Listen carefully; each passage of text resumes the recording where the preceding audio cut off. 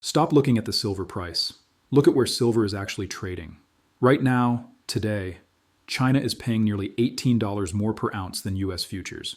We're talking $128 for physical metal, while Comex sits near $111. That's not volatility, that's a fracture. The price didn't just move, it split. Meanwhile, Comex warehouse inventories are draining. We're watching nearly 1 million ounces vanish in single-day withdrawals. Shanghai premiums hit historic extremes. Lease rates are grinding higher.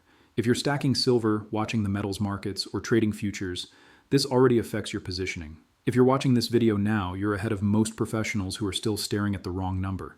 This isn't about predictions. It's about recurring patterns and how to spot them before the headlines catch up. By the end, you'll understand why this gap exists and what breaks when it doesn't close. Quick ask: subscribe if you track what others ignore. We don't do hype cycles here. We watch physical flows, warehouse data, and regional pricing stress, the signals that move before price does. One thing about this community: we're building a group that doesn't get blindsided. Now let's slow down and look under the hood. Here's what happened. Silver surged into early 2026. Physical demand tightened globally, but the stress showed up unevenly. China started paying significant premiums for immediate delivery. Shanghai pricing detached from London and New York benchmarks. At the same time, Comex registered inventories, the metal actually available for delivery, started dropping fast, not gradual declines. Sharp, concentrated withdrawals. This matters because it's not speculative froth. It's location-specific demand for metal you can touch, ship, and store. Here's the hidden layer. Futures prices didn't lead this move. Physical markets did. The paper price, the one everyone watches, lagged behind the real-world scarcity signal by days, sometimes weeks. Think about that. The global benchmark is supposed to reflect supply and demand. But when physical buyers need metal now, they bypass the benchmark entirely. They pay what they must. Here's why this isn't bullish or bearish in the way you think. This pattern has a name: the physical override. It's simple, it's recurring. And once you see it, you'll recognize it across markets. Here's how it works. Think of futures markets as a pressure gauge. They measure sentiment, speculation, and marginal trades. Physical markets are the actual pipe, the flow of real goods to real buyers. When the pipe constricts, the gauge lies. Futures price confidence. Physical markets price necessity. When regional demand spikes, when buyers need metal delivered to Shanghai or Mumbai or Dubai, they can't wait for Comex to catch up. They pay local premiums. They bid metal away from other regions. They force prices to decouple. This isn't new. We've seen it in copper during infrastructure booms, in nickel when battery producers scrambled for supply, in energy markets when sanctions rerouted flows overnight. The mechanism repeats because futures markets price marginal paper trades, contracts that rarely demand delivery. Physical markets ration scarce goods in real time. When those two systems diverge, the physical price wins. Always. Not immediately. Sometimes not for weeks. But eventually the paper price adjusts, or the physical shortage eases. Right now, we're in the divergence phase. Shanghai buyers are paying $18 premiums. That's not noise. That's a regional market screaming for supply, while the global benchmark pretends everything's fine. This is where paper markets stop disciplining reality. Futures exist to transfer risk and provide price discovery, but they assume delivery is always possible, always fungible, always quick. Physical markets know better. Metal in London doesn't help a manufacturer in Shenzhen who needs delivery next week. A warehouse in Delaware doesn't solve a shortage in Singapore. Geography matters, timing matters, form matters. When physical tightness hits a specific region, buyers stop caring what Comex says silver should cost. They care what it costs to get metal where they need it, when they need it. That's the override. And here's the key. This pattern emerges quietly. Premiums rise first, then inventories shift, then lease rates climb. Only then, does the futures price start reflecting reality. If you're watching futures alone, you're late. If you're watching physical flows, warehouse data, and regional premiums, you're early. Your job isn't to predict when the gap closes. It's to understand the structure of the stress and position accordingly. Now let's talk about what's happening inside those warehouses. This is the inventory illusion. Inventories exist, on paper, but they don't always exist where, when, or how buyers actually need them. Comex reports two types of silver, registered and eligible. Registered stocks are available for delivery against futures contracts. Eligible stocks are stored in approved warehouses, but not available for immediate delivery. Here's what matters. Eligible can become registered, but it takes time, paperwork, and the owner's consent. When stress builds, registered inventories drain first. We've watched nearly 1 million ounces disappear in a single day recently. That's metal moving from available for delivery to gone. Eligible stocks might be large, but if they're not converted to registered, they're functionally irrelevant to futures delivery.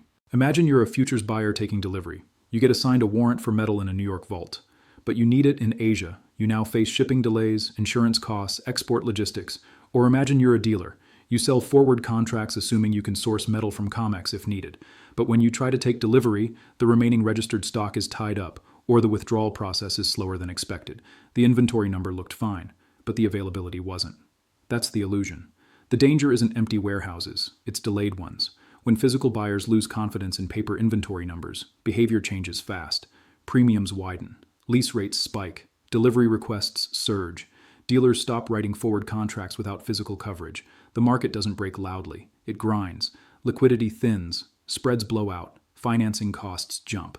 And then, suddenly futures prices gap higher to reflect what physical markets already knew. We're not there yet. But the early signals are visible. Shanghai premiums at historic levels, rapid registered stock withdrawals, lease rates climbing from near zero to levels that suggest short-term scarcity. If you're holding physical silver, this is structural support. If you're trading futures, this is volatility risk. If you're watching from the sidelines, this is education, not telling you to buy or sell, showing you what to watch. Here's what you need to sit with. If China is paying $18 more for silver today and Comex inventories keep draining, who's subsidizing that gap? Is it arbitrage traders moving metal east? Is it reluctant holders finally selling into premiums? Is it new supply hitting the market, or is it just time? At some point, the physical price pulls futures higher, or physical demand eases and premiums collapse, or inventories stabilize and confidence returns. But right now, none of those resolutions are obvious. The gap is wide, the drain is real, and the signals are compounding. That's not a prediction, it's an observation. The question isn't whether silver goes up or down. The question is, how long can two markets price the same metal at an $18 spread before something adjusts? There are 3 possible paths forward. In the first path, convergence up, futures chase physical. Comex prices gap higher to reflect regional tightness. Arbitrage flows increase. Shanghai premiums narrow as supply catches up. Winners would be physical holders and long futures positioned for a squeeze. Losers would be short sellers and underhedged dealers. In the second path, regional fracture, premiums persist. Logistics dominate pricing. East and West trade at sustained spreads. Physical markets stay tight while paper markets chop sideways. Winners would be regional arbitrage traders and physical holders in tight zones. Losers would be anyone assuming mean reversion. In the third path, paper stress, delivery requests spike. Registered stocks fall further. Lease rates blow out. The futures market forces behavior change. Short covering, contract rollovers, exchange rule changes. Winners would be early movers and physical holders. Losers would be late shorts and leveraged paper longs caught in volatility. No guarantees. All 3 paths have historical precedent. Your job is to watch which signals strengthen. So what am I tracking this week? First, the Shanghai physical premium versus Comex. Normally, you'd see 50 cents to $2 premium, reflecting slight regional demand. Under stress, you see $10 plus premiums, indicating severe local scarcity. Currently, we're near $18. That's a historic extreme. What it means is that physical demand in Asia is forcing price discovery away from Western benchmarks. If this narrows, stress is easing. If it widens further, we're in uncharted territory. Second, daily Comex registered inventory changes. Normally, you see small daily fluctuations, 50,000 to 200,000 ounces. Under stress, you see large single-day withdrawals, 500,000 plus ounces, sustained over weeks. Currently, we've had multiple days of 800,000 plus ounce draws recently. What it means is that metal is leaving the system faster than it's entering. Watch the frequency, not just totals. Consecutive large draws suggest systemic repositioning. Third, delivery notices versus registered stock. Normally, delivery notices represent 5 to 15% of registered stock. Under stress, delivery notices approach or exceed 40% of registered stock. What it means is that if delivery demand stays elevated while registered stocks shrink, we're approaching a supply constraint. This is the canary in the coal mine. Fourth, lease rates. Normally they're near zero or slightly negative, indicating abundant supply for short-term borrowing. Under stress, they're positive and rising, suggesting tightness in physical availability for immediate delivery. Currently, they're grinding higher from multi-year lows. What it means is, this is an early warning of scarcity. When it costs money to borrow silver short term, someone needs it badly and supply is tight. Fifth, retail dealer premiums and lead times. Normally, you see modest premiums with immediate or 1 to 2 week delivery. Under stress, you see high premiums, extended lead times, and allocation limits. What it means is this is street level confirmation. If you can't buy coins without delays or paying 20% plus over spot, the tightness is real and widespread. Now, how am I thinking about this? Not advice, just my framework. If you're holding physical, understand you're positioned for supply stress, not price speculation. Could take months to resolve. Accept that paper prices might chop sideways while physical stays tight. If you're trading futures, respect the volatility. Physical-driven moves are fast and reflexive. Use stops. Don't overstay leverage. If you're watching from the sidelines, this is a live education in market structure. The patterns you're learning now will repeat in other commodities, other cycles. We can't know when this resolves. We can only track whether stress is building or easing. In fast moves, bid-ask spreads widen. Be mindful of exit strategies. Headlines will catch up eventually. By then, early positioning is over. If you're watching these signals, if you understand the difference between paper pricing and physical flow, you're in the group that doesn't get blindsided. Markets don't break loudly. They whisper. Premiums rise, inventories drain, lease rates tick higher, and then they snap. Your job isn't to predict the snap, it's to recognize the whisper. Drop a comment. Premiums or inventories, which signal matters most to you?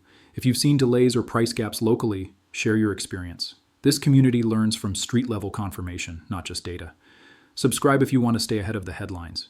We track what gets ignored until it doesn't. One final thought. Futures price confidence. Physical price is necessity. When those two diverge, pay attention to necessity.